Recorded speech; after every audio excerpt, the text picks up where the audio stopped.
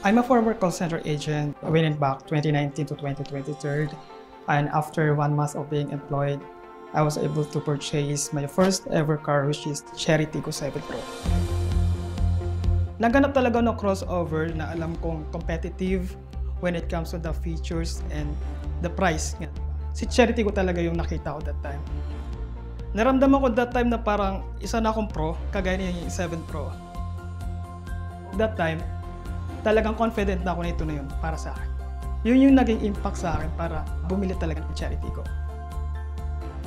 As a newbie, ang pinaka-favorite ko talaga is dalawa eh. Yun yung 360-degree camera. Kasi para sa newbie, mahirap talaga tayo mag-park eh. Pagdating sa parallel parking, reverse parking. Dahil yung 360 camera kasi natin, ang taas na resolution niya eh. Nandun yung accurate talaga yung ambience niya. Yung overview, makikita mo talaga siya. Kahit nga sa gabi, sobrang maliwanag niya. The second one is the tire pressure monitoring system nga. Kasi naranasan ko dati, nalubak ako. Siguro in just 1 month after acquiring my Tiggo 7 Pro, nabutas yung gulong ko ng pako. So wala akong ka-idea until may nag-red warning doon sa dashboard ko. Doon ko nalaman kung gaano kahalaga yung advanced feature na meron kay Tiggo 7 Pro. Meron tayo wireless charging. Minsan hindi ko na kailangan pang hintayin mag-full yung battery ng phone ko para lang magbabad sa bahay.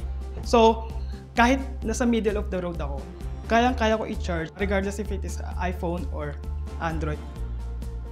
Whenever I am with friends sa Tagaytay, lagi ko talaga binibida yung full panoramic sunroof.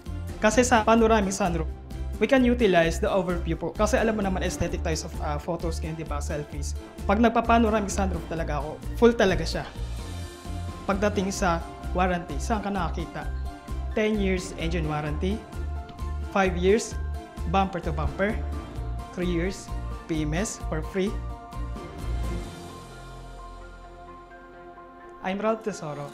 I would definitely recommend Chery, lalo na sa mga newbie na katulad ko.